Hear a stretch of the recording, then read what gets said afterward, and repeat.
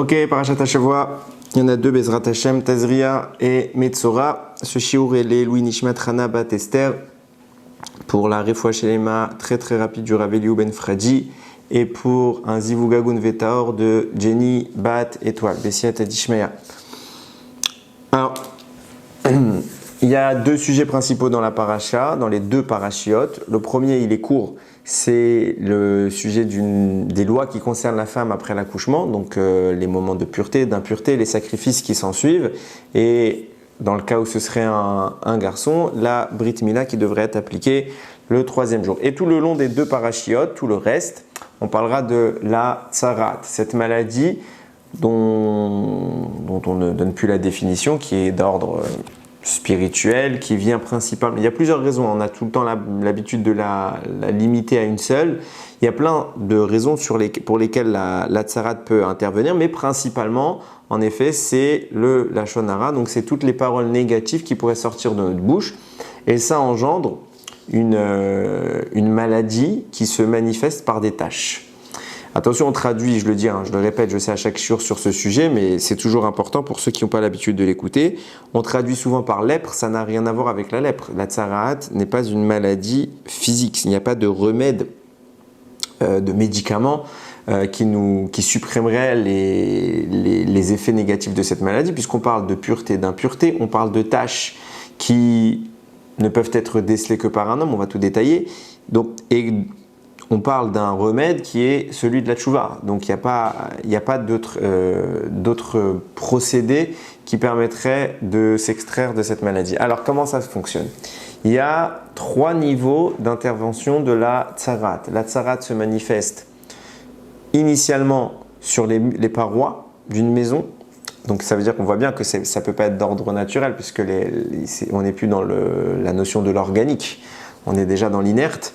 Et ces parois-là, donc, si une maison, alors c'est pas évoqué dans ce sens-là dans les parachiotes, au contraire, c'est dans le sens inverse. Mais c'est comme les Chachamim vont donner un sens opposé à celui de la Torah, parce que la Torah dira, je précise, il y a la maison, les habits et la peau. L'objectif, c'est de frapper le fauteur, donc c'est sa peau directement, mais Hachem procède par mise en garde. Donc au début, on s'en prend aux parois de la maison qui sont plus extérieures, puis après à son habit, puis après à sa peau si malgré tous les avertissements, il ne fait pas de tchouva. Ça, c'est la manière dont Hachem procède pour justement nous laisser un temps. Maintenant, si Chas v'Shalom, enfin, pas Chas v'Shalom, mais dans la théorie, il aurait fallu directement s'en prendre au corps. C'est quelque chose c'est ça la priorité. Et par ramification à tout ce qui s'étend derrière. Mais c'est pas comme ça qu'Hachem procède. Il a décrit l'ordre qu'il aurait dû se produire, mais lui, il procède avec plus de clémence. Donc je disais, il peut y avoir la tsarat sur les parois d'une maison. Si la personne fait tchouva inématov, ça s'arrête là. Si elle ne fait pas tchouva, ça peut atteindre ses vêtements. S'il fait tchouva, encore une fois, ça s'arrête là. S'il ne fait toujours pas tchouva, ça arrivera jusqu'à sa peau. Quel que soit le procédé dans lequel la tsarat intervient, seul un homme est en mesure de qualifier ce statut. C'est le Kohen. Et uniquement le Kohen. On voit bien que ce n'est pas lié à de la chorma, même si on est Talmid Chacham, même un Rav, même quelqu'un qui serait peut-être supérieur au Kohen, n'aura pas le droit de définir si la tâche en question, elle est Théora ou elle est Téméa. Non, ce sera forcément le Kohen. Donc le Kohen viendra, il sera interpellé par la personne concernée. Et dans le cas, c'est à peu près tout le temps le même procédé.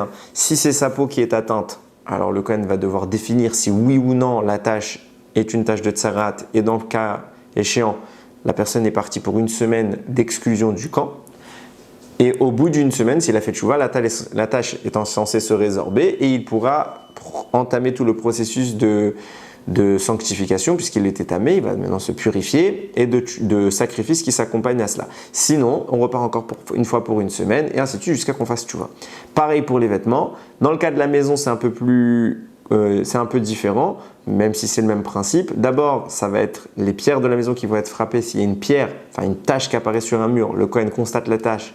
Et dans ce cas-là, si elle est en effet avérée être une tache de tsarat, Tout ce qui est à l'intérieur de la maison deviendra tamé. La pierre en elle-même, la périphérie de la tâche et avec un petit peu d'épaisseur supplémentaire qu'on devra gratter pour être sûr de bien enlever tout résidu, devra être extrait de la maison et évacué en dehors de la ville dans un endroit tamé. On remplacera par des nouvelles pierres. On laisse la maison comme ça pendant une semaine et la personne est exclue. Et au bout d'une semaine, on revérifie. Si la maison présente de nouvelles tâches, alors ça veut dire qu'on parle d'une tsarate qui est vraiment violente. Et dans ce cas-là, on détruira toute la maison pour en reconstruire une nouvelle. Et s'il n'y a plus eu de tâches, alors c'est bon, Baruch Hashem, la personne est habilitée à retourner chez elle. Ça, c'est pour les grandes lignes. Après, il faut lire la paracha, c'est une des plus compliquées à la lecture. Il faut la lire pour avoir plus de détails. Il y a dans cette paracha, c'est un sujet qu'on a déjà pu en parler, mais on va le voir sous un autre angle, avec des idées, Baruch Hashem, les choses reviennent parce que plus le temps passe, plus on accumule des connaissances. Et je vais dire des choses que j'avais déjà dit dans d'autres sujets, que je vais appliquer maintenant, et pour aboutir à quelque chose que je trouve intéressant. Il y a écrit comme ça, Ve'adaber Hashem el Moshe, ve'el Aaron les morts. Hashem il a dit à Moshe et à Aaron en disant, Kitavo el Eretz Kenan, quand vous viendrez en Eretz Kenan, déjà, bon, il parle pour le peuple, mais ça veut dire qu'il va rentrer en Eretz Kenan, c'est une bonne nouvelle. Asher ani noten lachem lachuzah, que je vous donne en héritage. Venatati negat tsarat, je vous donnerai des tâches de tsarat, bevet eretz achuzatrem, dans la maison, de la terre de que vous allez posséder, de votre héritage.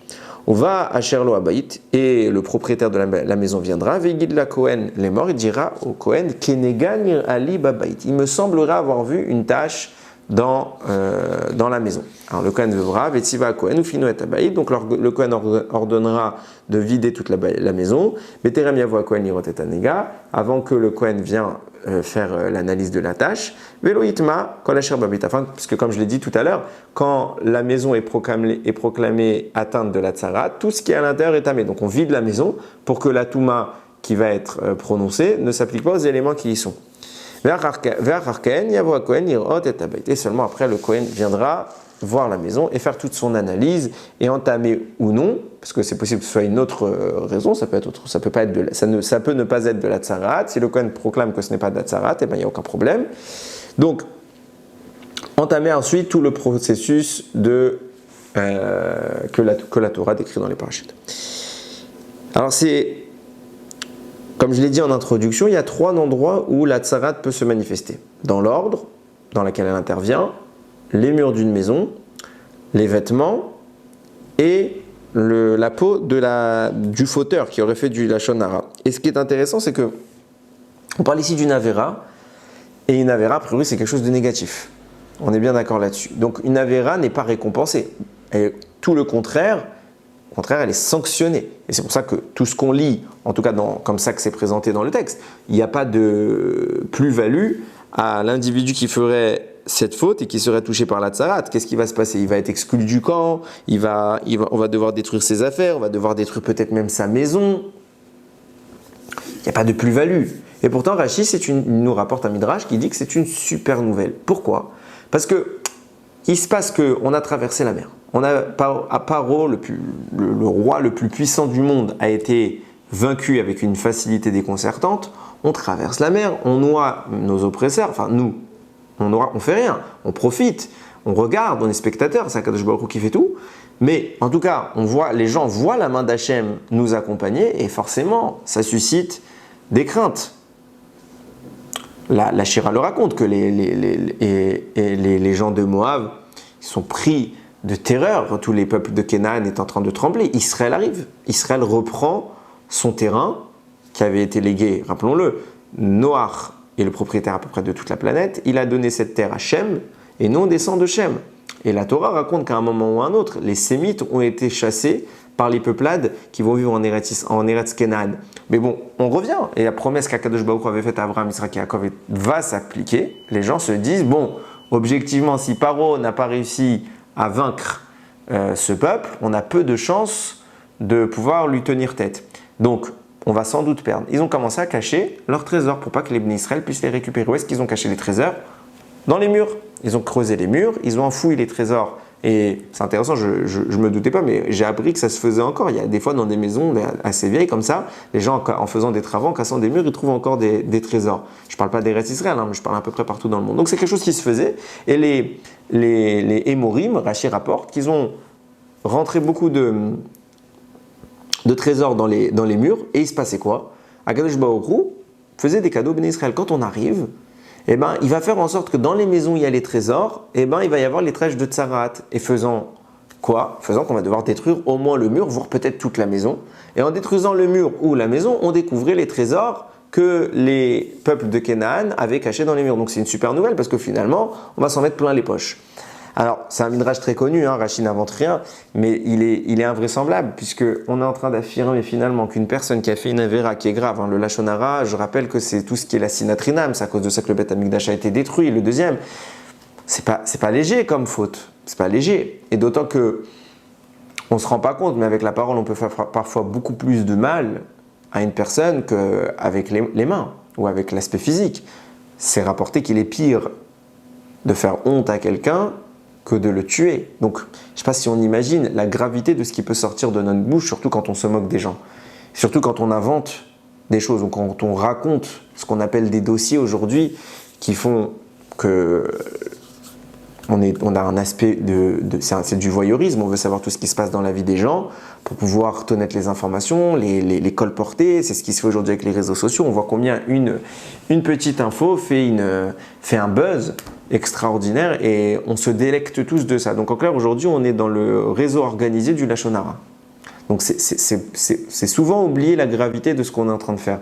Mais c'est quand même très grave, on peut détruire des vies comme ça avec du Lachon Hara. Et le type qui aurait fait du Lachon Hara, sauf, on a passé 40 ans dans le désert, ça leur a laissé le temps de cacher leur trésor. Et ben celui qui fait du Lachon Hara, on va lui dire, tiens, un beau cadeau, tu vas être riche. Dis ça à celui qui ne fait pas du Lachon Hara. Mais quoi qu'il en soit, même si tu ne le dis pas à celui qui ne fait pas du Lachon Hara, ne récompense pas une faute. Et c'est pourtant ce que Rashi annonce. Et c'est pour ça que c'est intéressant d'essayer d'analyser. On voit bien qu'on comprend qu'il y a quelque chose qui nous échappe dans cette manifestation-là.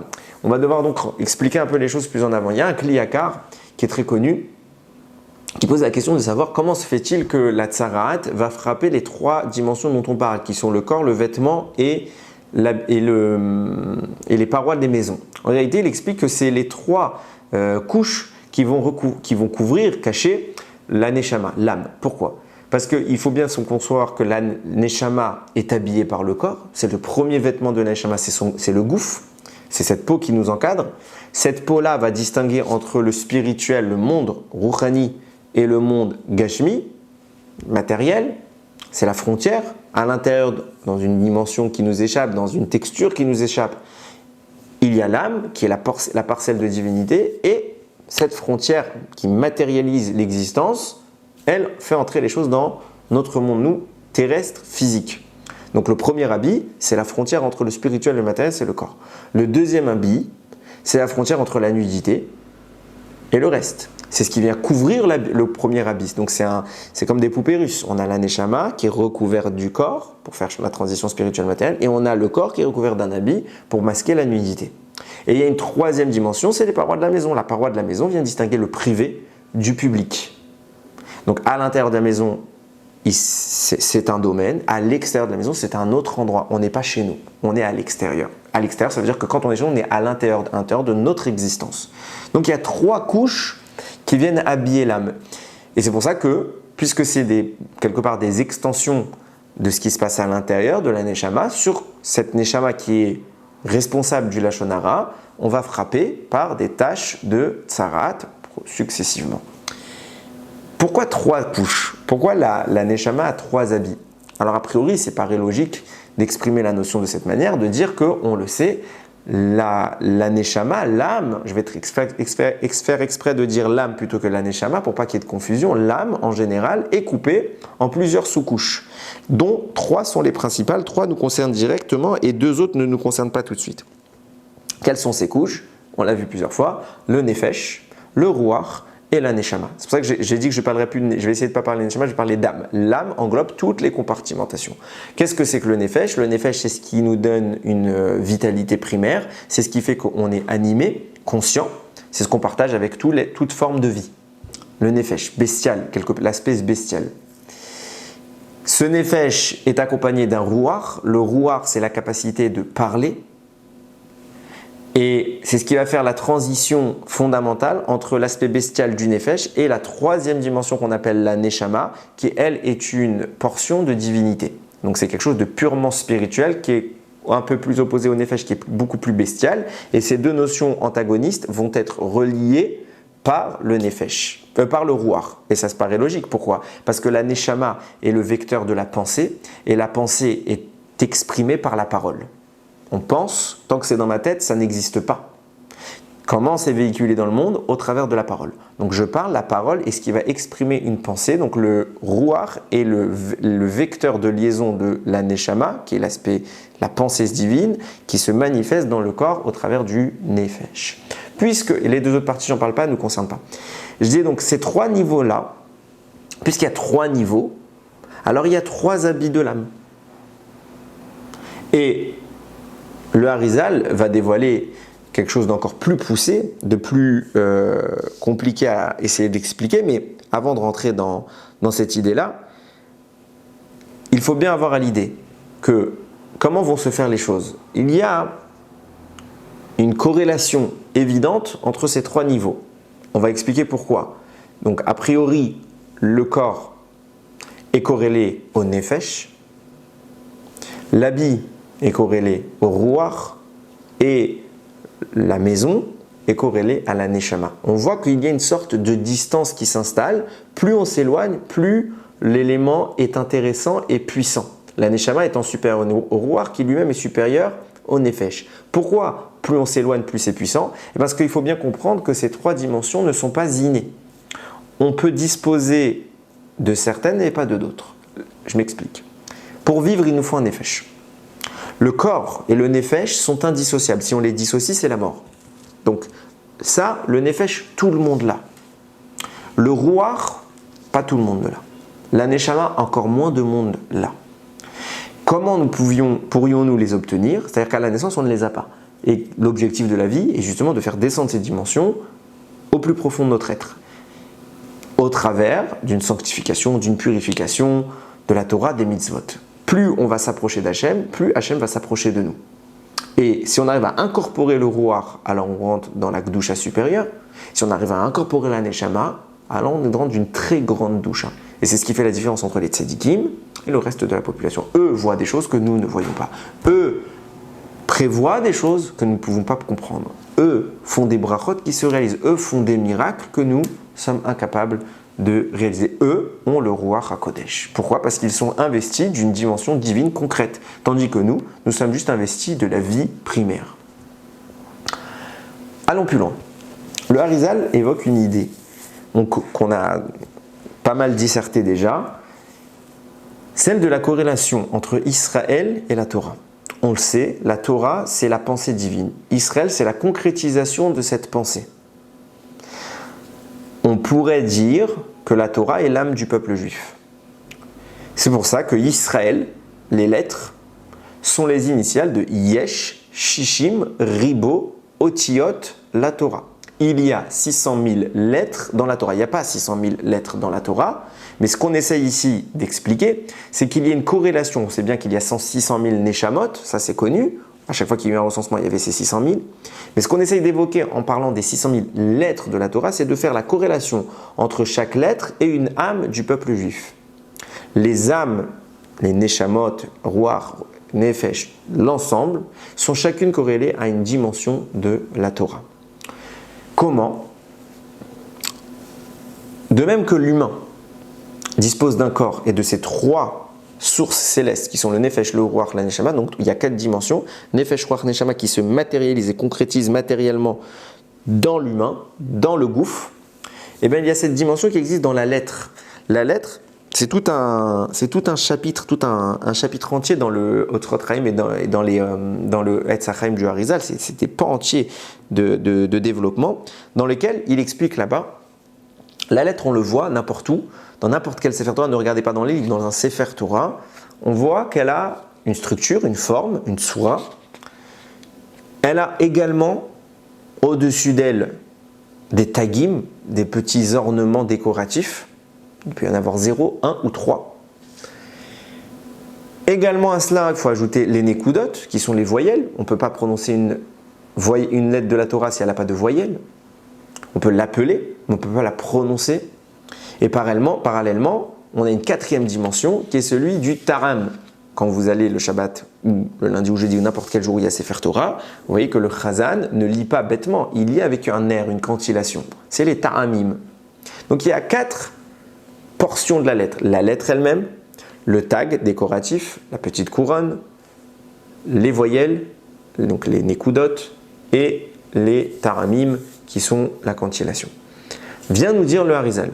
Qu'est-ce que c'est qu'une lettre? Une lettre, c'est un keli, c'est un réceptacle. Un réceptacle de quoi? De la vie, de lumière. Quelle est la lumière? C'est justement tout ce qui fait le tour, qui est canalisé par la lettre et qui est censé être incorporé dans la lettre. Il se passe que quoi? C'est pour ça que, de même que l'homme a un corps, la lettre, le corps est le keli et le réceptacle de l'âme. La lettre a un corps, c'est sa forme, qui est réceptacle d'un or, d'une lumière, de son âme. De même que le corps est jumelé à son nefesh de façon indissociable, ils sont collés ensemble. De même, la lettre, elle est jumelée au tagim, à ces petits ornements sur lesquels ils sont directement posés. Ils ne sont pas loin, ils sont présents, collés à la lettre. Ils font partie intégrante. Parce qu'il y a cette jonction du nefesh et du corps, il y a cette jonction de la lettre qui correspond au corps, avec le tag qui correspond au nefesh. Pareillement, au-dessus du corps et du nefesh, il y a le ruach, qui est l'aspect verbal, qui est la notion du parler. Et bien pareillement, il y a des nekudot dans la lettre, les voyelles, qui donnent un son, qui font vivre la lettre. Et par-dessus le tout, il y a l'aspect purement spirituel du corps et de l'âme, qui est la neshama. Pareillement à cela, la lettre, elle a un ornement global, c'est les taramim. Taramim, c'est intéressant de le dire. Taram, ça veut dire quelque chose qui a du goût. Qu'est-ce qui donne du goût à la lettre? Qu'est-ce qui lui donne sa splendeur? Elle est vivante, mais qu'est-ce qui la rend brillante? C'est les taramim. C'est pour ça que les taramim, c'est quelque chose de très important. Les gens, des fois, souvent, ils sautent les taramim. Il faut lire les taramim. Et donc, on a une corrélation évidente, qui est vraiment parallèle. La lettre correspond au corps de l'homme. C'est comme ça que c'est pas mes mots, c'est les mots du Harizal. La lettre correspond au corps de l'homme. Le tag, la couronne, correspond au nefesh de l'homme. Les nekudot, les voyelles, correspondent au ruach de l'homme. Et les taramim, la cantillation, correspond à la neshama de l'homme. Il y a ce parallèle qui s'opère. Partant de ce postulat, on a une conclusion qui est terrifiante, à savoir que, en réalité, dans son sens le plus profond et originel, le premier Sefer Torah, le vrai Sefer Torah, l'authentique, l'original, c'est le Ham Israël. C'est nous. Puisqu'on est chacun une lettre dotée d'un tag, dotée de Nekuda et de Taram. Pourquoi? Parce qu'on a un corps, un Nefesh, un Ruach et une Neshama. Nous, on est une lettre de la Torah. Vous, moi, n'importe qui, constituons chacun une lettre de la Torah. Et puisqu'il y a autant de lettres que du Bnei Israël, on est le Sefer Torah. On n'est pas tous les mêmes lettres, on est chacun une lettre différente, à un endroit différent, à une signification différente, avec une cantillation, une nekuda, un tag différent. Mais nous constituons l'entité de la Torah. C'est ça que je disais tout à l'heure. Hachem a une pensée qu'on appelle la Torah. La Torah se manifeste en nous. C'est nous cette Torah.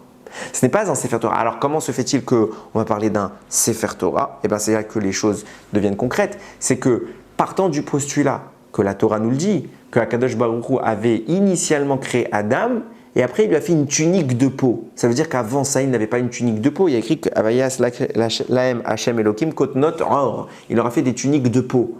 Ça veut dire que jusqu'à maintenant, ils n'avaient pas de peau. Alors, sens simple, il leur a fait un habit fait d'animal, il n'y a pas de problème.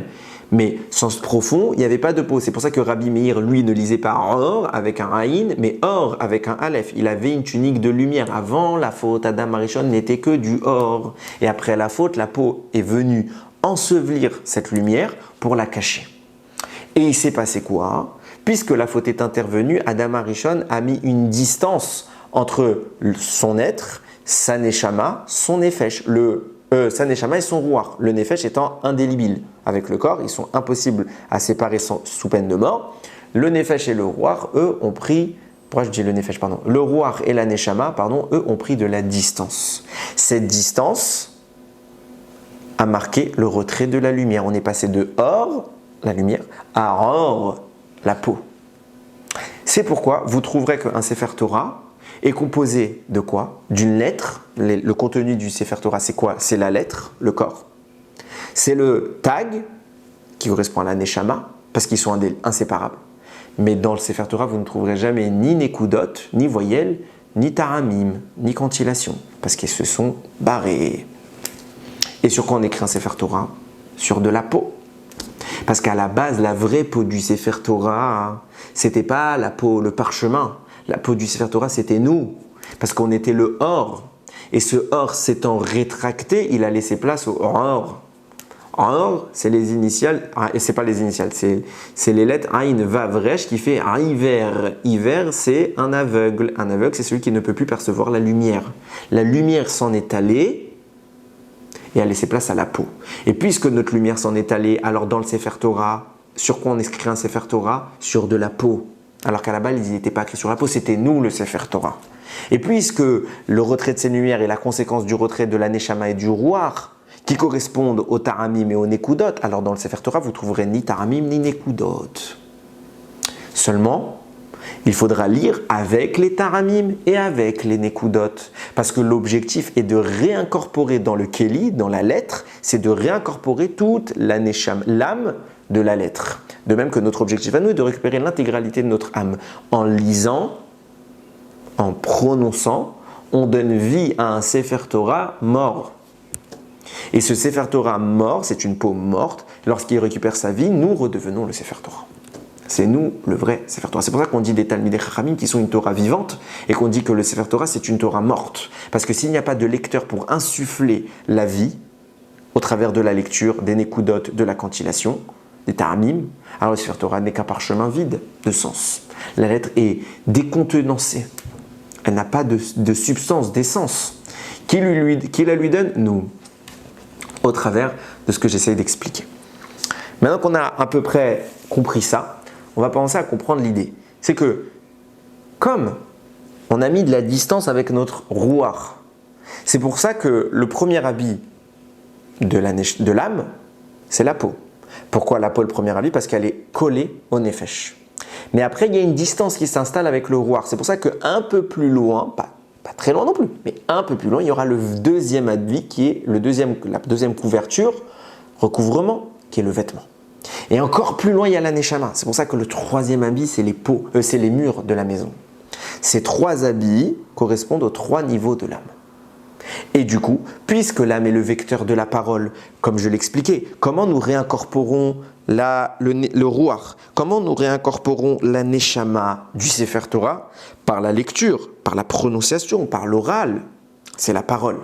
Donc l'âme qui contient le Ruach et la Neshama sont corrélés à la parole. Si je profane ma parole, je profane mon Ruach et ma Neshama que je rends encore plus distant.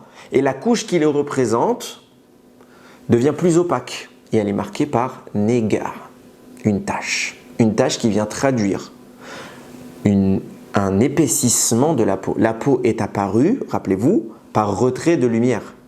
Puisque la lumière s'éloigne encore plus à travers du Lashon Hara, puisque la lumière et le Lashon Hara sont liés, la Neshama et le Ruach sont liés à la parole, je les éloigne encore plus, alors j'amplifie l'expression de ma peau. Et que cette amplification se fait au travers d'un Nega, une tache de Tsarat, de cette maladie dont on parle. Maintenant qu'on a introduit ça, on peut commencer à raisonner de façon un peu plus concrète.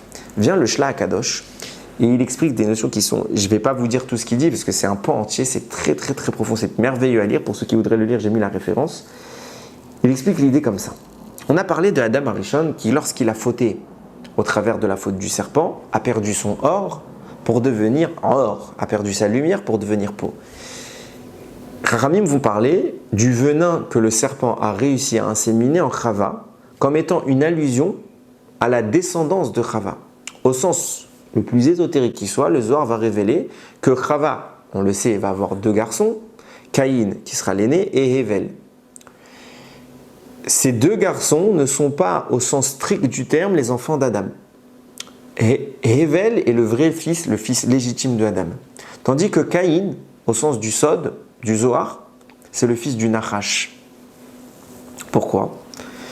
Parce que le Nachash va contempler l'intimité de Adam et Chava et il va inséminer dedans un regard qui est porteur de mauvais desseins. Et c'est ça le vrai venin du serpent, c'est le fait d'avoir regardé ce qu'il n'avait pas le droit de regarder. Et en portant son regard, il s'est inséminé, immiscé dans l'union Adam et Chava, et il a donné vie à une notion qui est dépendante de lui. Or, Chachamim vont nous dire que les écailles qu'Akadosh Baruch Hu va faire venir sur le serpent, d'ailleurs on sait que le serpent est un animal qui perd sa peau, on voit qu'il a vraiment une notion qui est liée à ce que j'évoque, ce qu'on essaye d'évoquer dans la Tsarat. Ces écailles-là sont le symbole de la Tsarat qu'Akadosh Baruch Hu a placé sur le Nachash, pour le punir au moment où il a fauté. C'est pourquoi il aura comme conséquence que dans la naissance des enfants de Chava, un enfant sera plus sous l'égide du Nachash et un autre sera sous l'égide de Adam. C'est pour ça qu'on va avoir un Racha et un Tzadik. Le Racha, ce sera Caïn, et on voit qu'il a des pulsions très étranges. Caïn, premier débat entre lui et son frère, Caïn a une bonne idée, il veut faire un sacrifice. Hevel dit, bonne idée, moi aussi je vais en faire un. Qu'est-ce qu'il fait comme sacrifice à Dieu? Il envoie tout ce qu'il y a de moins bien de sa récolte. De tous ses produits, il envoie les choses les plus basses. Tandis que Hevel, lui, va choisir les choses les plus nobles. Parmi le bétail qu'il aura, il va prendre la qualité supérieure, les aînés, etc. Hachem voit la démarche des deux frères, et il dit, il y en a un qui me fait kavod, l'autre il ne me fait pas kavod. J'accepte celui qui me fait kavod, et l'autre qui cherche à m'humilier en me donnant tout ce qu'il y a de... C'est pas normal, je refuse cette offrande. Caïn va être jaloux de Hevel, et à cause de ça, il va le tuer. Il a carrément, non seulement méprisé Dieu, en faisant semblant de lui offrir un cadeau, ça s'appelle de l'hypocrisie, mais plus que le mépris, il va arriver au meurtre de son propre frère. Donc on voit qu'il a des pulsions meurtrières, d'où il les hérite du Nachash. C'est pour ça qu'à suite, on en a parlé plusieurs fois, à la suite de ce meurtre, Caïn va même amorcer une tchouva, et il va dire à Hachem de le protéger des risques environnants. Hachem lui placera un signe sur sa tête, et il y a débat, il y a beaucoup de sujets dessus, mais il y a débat dans le Midrash entre Rabbi Yehuda et Rabbi Nechemia. Rabbi Nechemia, il dit, il a fait briller sur lui le soleil, la lumière du soleil. Bien, Rabbi Nechemia, il dit, attends, un rachat va lui faire briller la lumière du soleil. Non, ce qu'il lui a mis, c'est la tsarat. Il lui a mis la lèpre. Vient le Shla Kadosh, et il prend cette marloquette pour dire que ce n'est pas une marloquette. Il prend cette divergence d'opinion et il réconcilie les deux avis pour dire qu'en réalité, les deux parlent du même sujet. À savoir qu'on ne parle pas que d'eux, on parle de Caïn et Hevel et de la manière dont Akadosh Baruch Hu va réparer cette situation au travers de leur réincarnation future. Caïn va se réincarner en Yitro et Hevel va se réincarner en Moshe Rabbeinu. Et vont nous dire Chachamim, quand en réalité vient Rabbi Yehuda dire Hachem a fait briller, enfin nous dire le Chachamim, c'est le Shla HaKadosh qui le dit, quand Hachem va nous dire Rabbi Yehuda va faire briller le soleil sur Caïn, elle ne parle pas de maintenant. Il parle de l'époque où Caïn va se réincarner en Yitro et dépositaire de cette sarat inhérente à sa neshama, il aura besoin de la lumière de celui qui est comparé au soleil pour guérir. Qui est l'homme qui est comparé au soleil? C'est Moshe Rabbeinu sur lequel il est dit la face de Moshe est claire comme le soleil. Du coup, il va avoir besoin de ce rapprochement vers Moshe Rabbeinu. Pourquoi vers Moshe Rabbeinu? Parce que Moshe Rabbeinu c'est Hevel, et donc Caïn alias Yitro va devoir retrouver Hevel alias Moshe pour réparer sa faute. Quelle était sa faute? Le Midrashim sont assez clairs sur le sujet. Il avait une jalousie. Et Hevel est né avec une jumelle, on va parler d'une jumelle, mais avec une femme supplémentaire par rapport à Caïn. Caïn était jaloux de cette femme, il la voulait pour lui. Donc il va tuer Hevel et il va lui voler sa femme et son troupeau. Il ne va pas réussir Baruch Hashem à voler sa femme, mais en tout cas il va tenter. C'est pourquoi cette situation-là va provoquer chez Caïn la tsarat. La tsarat est comparable à la mort.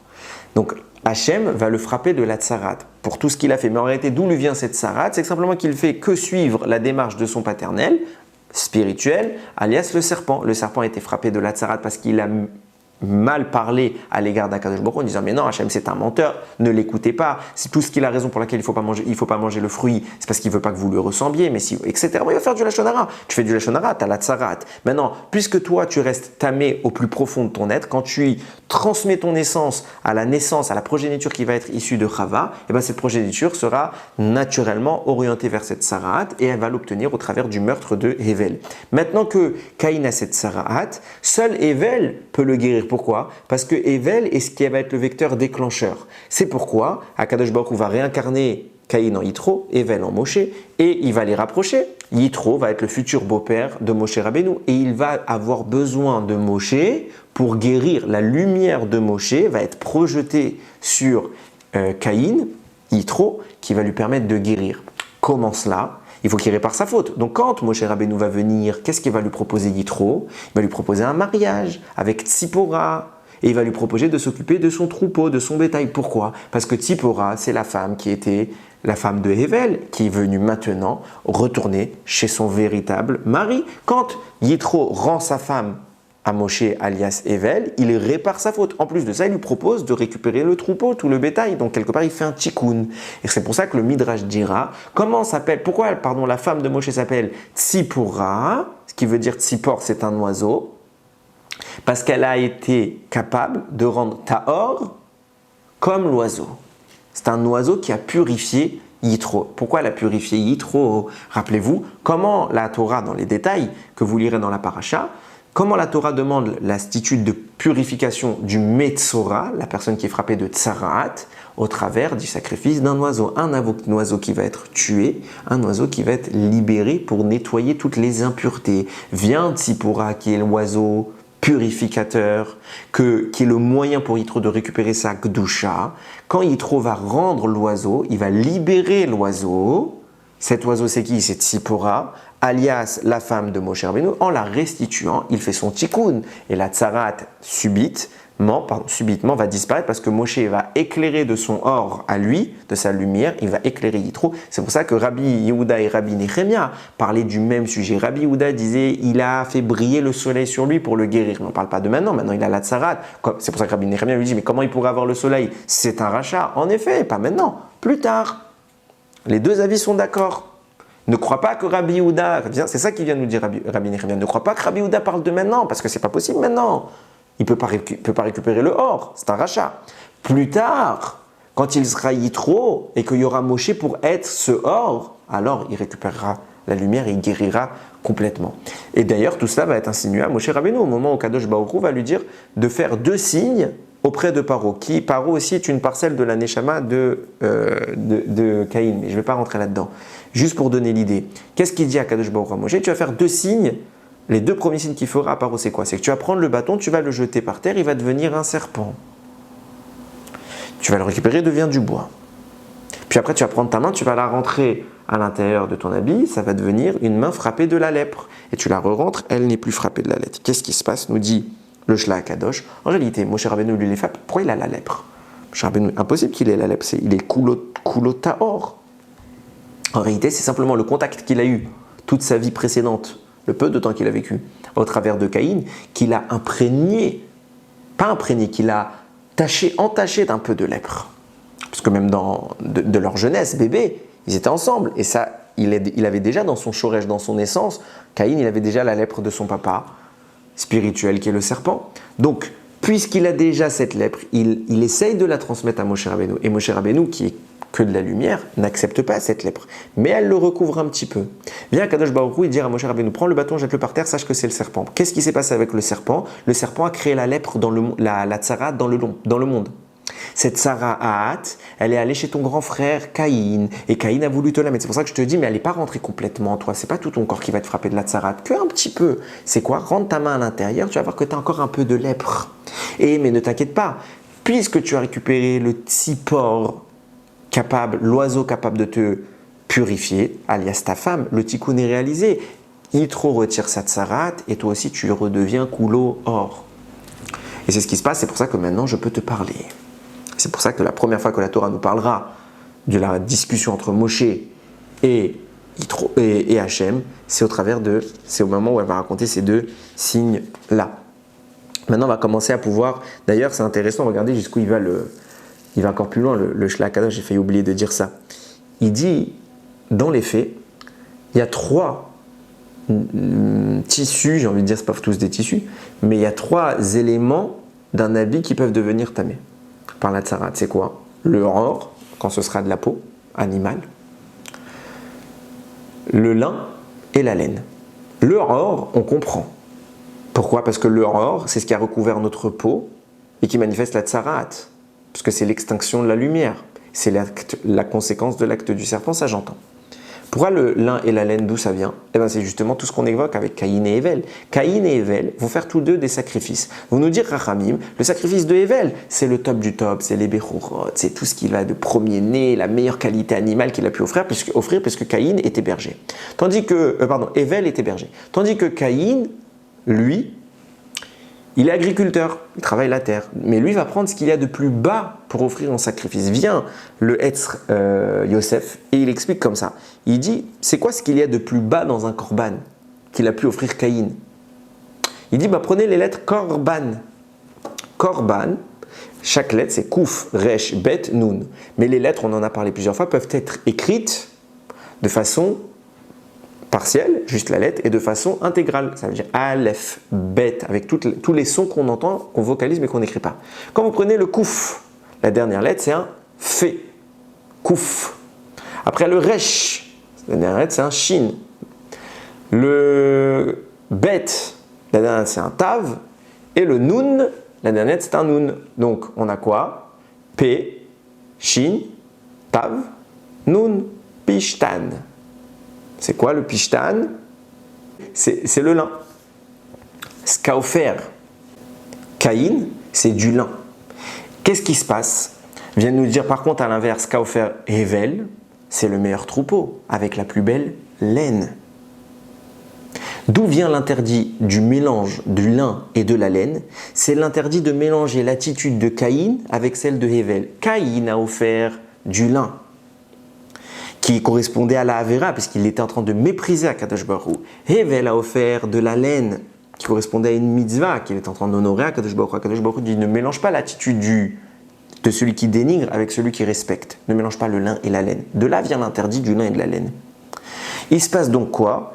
Puisque ces deux vecteurs, le lin et la laine, sont le vecteur de la jalousie qui va être nourri par Caïn vis-à-vis de Hével, alors, c'est au travers de ces deux éléments-là que la Touma de la Tsarat, qu'a eu Caïn, va pouvoir s'exprimer. Le or, que le serpent a réussi à implanter en nous, le lin et la laine. Ces 3-là. Et d'ailleurs, c'est comme ça, regardez comment il trouve un remez. C'est extraordinaire comment la Torah dit les choses.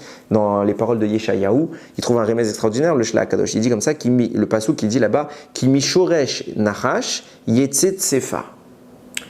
Le pasouk est évidemment sorti d'une phrase, là il n'y a pas tout le pasouk, mais prenez cet élément-là qui dit qui mishuresh nachash, dans la racine, dans l'essence du nachash, yetse, il sortira tsefa. Tsefa, littéralement, ils ont mis basilic. Mais tsefa, c'est les initiales de tsemer, la laine, P pour pishtan, le lin, et aïn, tsefar, aïn pour or, la peau. Du shoresh, de l'essence du serpent, sortira le lin, la laine et la peau. Parce que l'essence du serpent, c'est la tsarat, c'est lui qui a été le vecteur initiateur de cette maladie dans le monde. Donc sur quoi, la Torah nous révèle, sur quoi cette impureté va pouvoir frapper l'habit, le lin, la laine et la peau, tsefar. C'est une allusion que je trouvais intéressante. Maintenant qu'on a pris ça on a tout ça à notre esprit, on va pouvoir avancer. Vient le Zohar et il dit quelque chose qui va un peu mettre les choses dans notre esprit de façon plus concrète. Quand on parle de ces trésors qui étaient dans les parois des murs, le Zohar dit, quand par exemple, revenons à un cas positif, quand on a construit le Mishkan, là-bas c'est écrit que les femmes ont tissé avec sagesse. Et bien le Zohar il dit c'est quoi, ils ont tissé avec sagesse? Ça veut dire que l'intention qu'on met dans l'action qu'on fait peut définir la spiritualité de l'ouvrage. Les femmes, quand elles étaient en train de tisser les tentures, elles étaient en train de dire « je fais ça, l'irvod Hashem ». Je définis que mon acte actuel, elle le disait verbalement, elle prononçait les Shem Shamaim. C'est pour ça que quand on fait un tzitzit, on dit les Shem Mitzvah Tzitzit. pour justement incorporer de la Gdusha à notre acte. En prononçant ces choses-là, pareillement, quand tous les ouvriers travaillaient pour la confection du Mishkan, à chaque œuvre qu'ils étaient en train de réaliser, ils disaient « je fais pour telle partie du Mishkan d'Akadosh Baruch Hu ». Et en prononçant cette notion-là, ils transmettaient la Gdusha à l'œuvre. Et au final, la Gdusha Baruch Hashem s'est manifestée par la présence d'Hachem. À l'inverse, Chas v'Shalom, on peut faire l'opposé. Si Chas v'Shalom, un idolâtre ou une autre personne dit je fais ça pour le mal, ou pire, pour la avoda zara qu'il pratique, alors au lieu de faire intervenir de la Gdusha à haut niveau, on fera intervenir de la Touma à haut niveau. Qu'est-ce que faisaient les Émorim, le peuple qui vivait à Canaan? Nous dit le Zohar, à chaque fois qu'ils construisaient des maisons, c'était des avoda zara, alors ils le faisaient, l'irvod, pour la gloire de leur propre avoda zara. Nous, quand on construit une maison, on place une mezouza pour faire résigner la Gdusha à l'intérieur, on va faire des brachot à l'intérieur, on va étudier la Torah à l'intérieur, tout ça, prendre une maison pour pouvoir vivre notre Torah et nos mitzvot, notre proximité avec Akadosh Baruch Hu. Eux faisaient pareil dans leur culte. Et donc, au lieu de faire intervenir de la Gdusha, ils incorporaient la plus grande Touma dans leur mur. Maintenant, certains le faisaient, d'autres étaient moins pratiquants. Il y a des plus idolâtres que d'autres. Donc certaines maisons étaient avec une énorme charge d'impureté, d'autres pas du tout. Comment je fais moi pour savoir? J'étais là au moment de la construction de la maison, il va se passer quoi? Quand je vais au premier en Israël, quand vous rentrerez en Israël, je vous offre les maisons, vous n'aurez même pas besoin de les construire. Vous prendrez les maisons, vous allez conquérir les territoires et vous aurez directement les maisons. Même pas besoin de construire un pays, vous allez hériter d'un pays tout fait pour vous. Génial! Sauf que ce qu'on ne sait pas, c'est que parfois ces maisons sont incorporées, imprégnées de la plus vile des façons de toute la Touma du monde. Et le Zohar, il a des mots très durs sur ces maisons-là. Il dit il faut les fuir. Vaut mieux vivre dans la rue que dans ces maisons-là. Il dit si un homme voit qu'il lui arrive beaucoup de malheur dans une maison, écoutez les mots, il voit qu'il lui arrive beaucoup de malheur et que c'est en plus de ça, surtout si ce n'est pas le premier qui a vécu ça, le précédent locataire il a eu ça, il s'enfuit de cette maison. Vaut mieux vivre dans la rue. Vaut mieux fuir. Pourquoi? Parce que toutes les kochot à Touma, elles sont là-bas. Toute la avoda zara. Va savoir qui a construit cette maison. Va savoir c'était quoi son intention quand il construisait. Peut-être qu'il lui faisait l'irvod son Dieu, son faux Dieu. Ça a incorporé de la Touma. Qu'est-ce qui se passe maintenant? Vient le peuple d'Israël en Eretz Israël. Ah, une belle maison. Moi, je la prends pour moi. Et lui, il prenait ça là, lui, il prenait ça là. Inématov, génial. Et qui te dit que cette maison, elle n'est pas pleine de kochot à Touma? Et que tu vas avoir que des problèmes là-dedans. Qu'est-ce qu'il faisait Akadosh Baruch Hu? Il vient, il mettait la tsarat. Pourquoi il met la tsarat? Pour qu'on détruise la maison ou la pierre. Et en détruisant, on remplaçait par du neuf. Et cette fois qui était construit les Shem Shamaim, et toute la Touma était évacuée à l'extérieur de la ville dans un makom tamé, un endroit impur. Grâce à ça, on remplaçait la Touma par la Gdusha. C'est génial. Mais j'arrive toujours pas à comprendre. Première chose. Si ce qu'on dit, c'est que, et alors précision, j'ai oublié de le dire, le Zohar rajoute que, en réalité, à Kadosh Baruch Hu, c'est pour ça aussi qu'il mettait des trésors. Puisque comme, c'est pas ma faute, moi si j'hérite tout le monde a eu une belle maison et moi je suis tombé sur une maison pourrie. Je savais pas qu'il y avait de l'impureté maintenant. Alors Kadosh Baruch Hu va me faire la tsarat pour que je puisse détruire la maison. Donc au final, moi j'ai pas eu d'héritage, tout le monde a eu un bel héritage, moi j'ai rien eu. Alors qu'est-ce qu'il faisait? Jamais il mettait les trésors à ce moment-là, comme ça avec l'argent du trésor, on refinançait la reconstruction de la nouvelle maison. Très bien, très joli. Maintenant, il se passe quoi? Il se passe qu'il y a un problème, c'est que si on part du principe que une maison impure, de par son constructeur, pouvait être détruite. Pourquoi? Parce qu'elle était impure, il fallait la supprimer. Alors dans ce cas-là, c'est quoi cette étape dans laquelle on nous dit mais elle n'est pas toujours détruite? Il peut y avoir des fois juste une petite partie où il y a de la touma, on enlève, on laisse une semaine, et si on voit qu'il n'y a plus rien, on referme, on met de la nouvelle pierre. Si on voit qu'il n'y a plus rien, c'est fini. Je ne comprends pas. Si tu dis que la maison elle a été construite, l'irvod à avoda zara, alors toute la maison il faut la détruire tout de suite, pourquoi tu dis une petite partie? Il n'y a que quand il a mis cette pierre qu'il a été mis de kaven, qu'il a eu l'intention à sa avoda zara? Qu'est-ce que ça veut dire? Alors l'idée c'est la suivante. Le Harizal écrit que quand une personne fait du lachon hara, une des punitions dans sa réincarnation prochaine, c'est d'être réincarné dans la pierre. Pourquoi? Parce que la pierre lui retire tout vecteur d'expression. La pierre, c'est pas un bruit.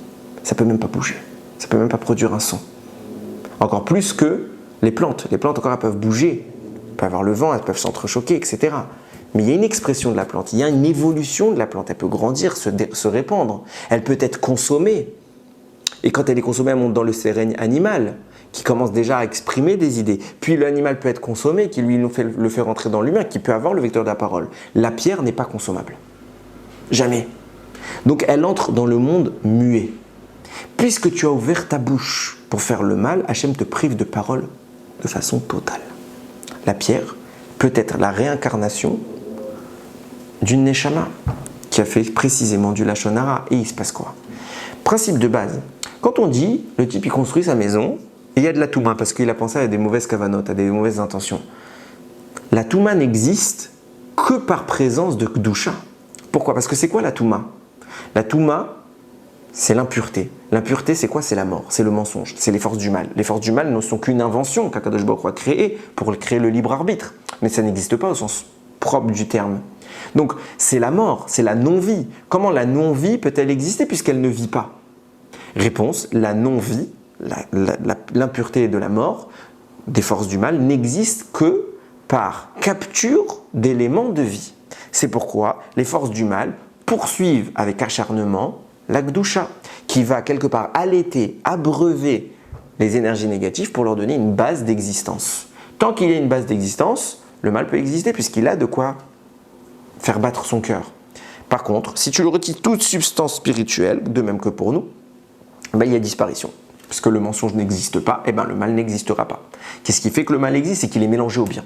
C'est pour ça que l'arbre s'appelle l'arbre de la connaissance du bien et du mal. Le mal ne peut exister que s'il y a le bien. Pas la connaissance du mal et du bien et du mal. Parce que le bien va nourrir le mal. C'est ce mélange qui lui donne existence, une vraie existence. Ce qui signifie que quoi? Que quand le type il va faire sa avoda zara, sa construction idolâtre, qu'est-ce qui va donner un kiyum, une substance à cette impureté? C'est la présence de Gdusha. Et d'où il va la trouver cette Gdusha? Expression très simple. Puisque c'est par la parole qu'il est en train de conférer à ce mur, à cette pierre de la Touma, l'individu qui par la parole a fait une avéra se retrouve incorporé dans la pierre. Il semble logique d'affirmer que cette pierre-là sera mise entre les mains de l'idolâtre qui, lui, par la parole, va faire descendre la Touma dessus. Et c'est cette Touma qui va venir incorporer une Neshama et qui donnera vie aux forces du mal. Signifiant, et il ne paraît pas stupide que d'affirmer cette idée, de dire que Hachem aurait volontairement mis entre les mains des idolâtres les pierres dans lesquelles étaient les neshamot de ceux qui ont dit du Lachon Hara.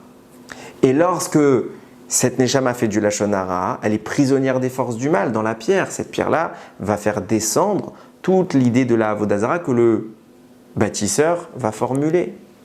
Vient Kadosh Baruch Hu et il fait quelque chose d'extraordinaire. Extraordinaire ce qu'il va faire.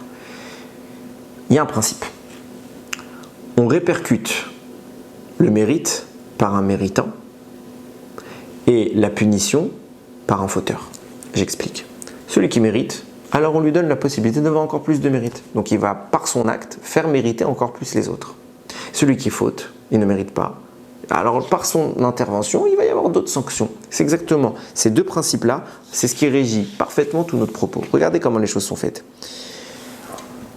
L'individu qui fait du Lachon Hara, pourquoi il se retrouve dans une maison? Pourquoi moi je vais arriver dans une maison nickel et lui il va arriver dans une maison où il y avait des kochot atuma, des forces négatives? C'est pas juste, pourquoi lui et pas moi?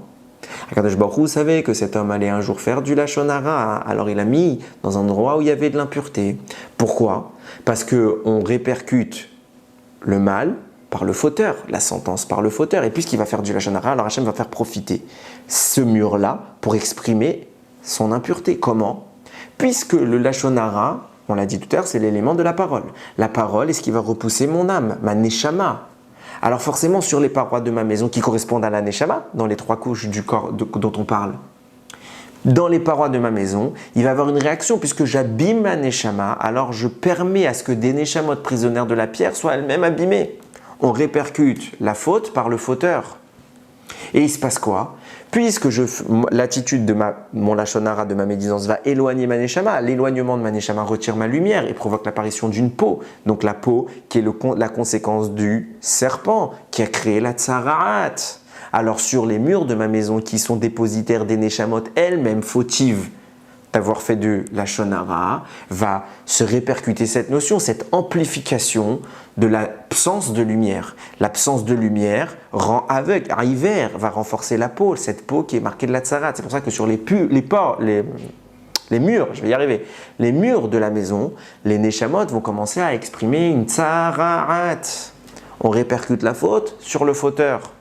Hachem a fait exprès de mettre cet homme, sachant qu'il allait un jour faire du lachon hara, et l'a mis dans les murs d'une maison où il y avait déjà toutes les forces du mal qui ont été verbalement prononcées, avec des neshamot qui nourrissent ces forces du mal parce qu'elles-mêmes ont dit du lachon hara. Le fauteur avec la faute. Mais il va se passer quoi après? On comprend. Parfois, ça peut être que une partie du mur, parfois ça va être toute la maison, en fonction du nombre de neshamot prisonnières des pierres qui vont être utilisées par la confection de cette maison. Alors il y aura soit une partie, soit toute la maison qui sera imprégnée des forces du mal. C'est pour ça que parfois il faudra juste détruire un peu, et parfois il faudra détruire beaucoup. Celui qui va faire beaucoup de lachon hara, Hachem le mettait dans une maison qui était complètement investie par ses neshamot et complètement recouverte par les forces du mal. Celui qui va dire qu'un peu de lachon hara, Hachem va le mettre dans une maison où il y avait juste un peu de neshamot, quelques pierres qu'il faudra enlever. Et celui qui va pas faire du tout de lachon hara, Hachem le met dans une maison où les constructeurs n'ont pas eu de mauvaises pensées. Maintenant il va se passer quoi? Soit on va retirer une partie de la pierre, quelques neshamot pour le peu de lachon hara qu'il aurait fait, ou soit on va retirer toute la maison, beaucoup de neshamot pour le beaucoup de lachon hara qu'il aurait dit. Et lui, il va être quoi? Il va être mis de côté et on le ramène chez lui, on le rapatriera à condition qu'il fasse tchouva. Et quand il va faire tchouva, qu'est-ce qu'il va faire? Il va ramener la lumière. Il va réincorporer son rouar, il va réincorporer sa neshama. Et puisque la lumière se met à briller, la peau se retire, le hiver devient d'un coup un voyant, l'aveugle a accès à la lumière. Et la lumière va repousser cette obscurité, toutes ces forces du mal. Et il va se passer quoi? Toutes les neshamot qui étaient prisonnières de la pierre, de même que moi je ramène, je libère, j'affranchis ma neshama qui était partie en exil, et bien ces neshamot qui elles-mêmes sont en exil, prisonnières de la pierre et des forces du mal, vont être libérées par ma tchouva. Ma tchouva va m'offrir ma neshama et va rendre leurs neshamot qui sont partis à ces êtres humains-là qui avaient fait du lachon hara. On voit comment Akadosh Baruch Hu, au contraire, il a réussi, c'était pas dur pour lui, mais il a mis en place ce procédé qui fait que d'un côté, c'est négatif et il y a la double consonance dans cette faute-là, qui s'appelle, la personne qui est frappée de tsarat s'appelle un metzora. Un metzora, Ramim vont dire, c'est la contraction de motzi ra. Il fait sortir le mal. Pourquoi? C'est une double connotation. Il fait motzi ra, il fait sortir du mal contre les autres en disant du lachon hara. Mais deuxième sujet, quand il fera tchouva, il fera motzi ra, il fera sortir le mal qui est inhérent à sa maison. Au contraire, ce sera la purge d'un mal, une sanctification de l'impureté. Tandis qu'au début, il était créateur de ce mal. Donc il y a cette double consonance dans la même Avera. Et c'est pour ça qu'Akadosh Baruch Hu dit, je leur donne des cadeaux, pas au moment de sa faute, au moment de sa tchouva. Parce que quand il va faire tchouva, il va être le vecteur, et à ce moment-là, on dit quoi? On a dit que quand il était le fauteur, par le fauteur, on répercute la faute. Donc lui, il a fait du lachon hara, il a éloigné sa neshama, alors son mur devient l'expression de toute la pureté qui a été à la base de sa construction. Mais quand il fait tchouva, alors il devient méritant, on répercute le mérite par le méritant. Puisqu'il est méritant, alors toutes les neshamot qui sont là, par son mérite, vont elles aussi mériter la fin de leur exil. Et on voit comment Akadosh Baruch Hu a mis en place des choses pour que, finalement, cette disposition, cette organisation, permette par la faute une tchouva globale. Un homme qui fera une faute peut devenir, c'est extraordinaire, un homme qui fait une faute peut devenir le vecteur qui va illuminer par sa tchouva. Ça veut dire quoi? Ça veut dire qu'il n'y a pas un yush baolam. Il n'y a pas de perte d'espoir. Il a fauté, regarde, tout le monde te voit, t'as fauté.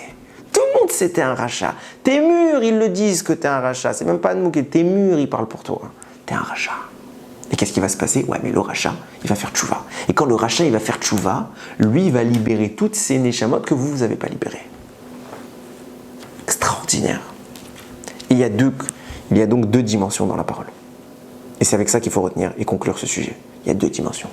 Il y a la dimension qui repousse la lumière. Il y a celle qui écrit un Sefer Torah. Soit on est lumineux, soit on est l'expression du or, la lumière avec un aleph, soit on est l'expression du or, de la peau. Si on est de la peau, alors on est un Sefer Torah mort. Parce que sur la peau, on écrit un Sefer Torah démuni de sa neshama, démuni de son rouar. Il ne peut pas parler, il ne peut pas briller.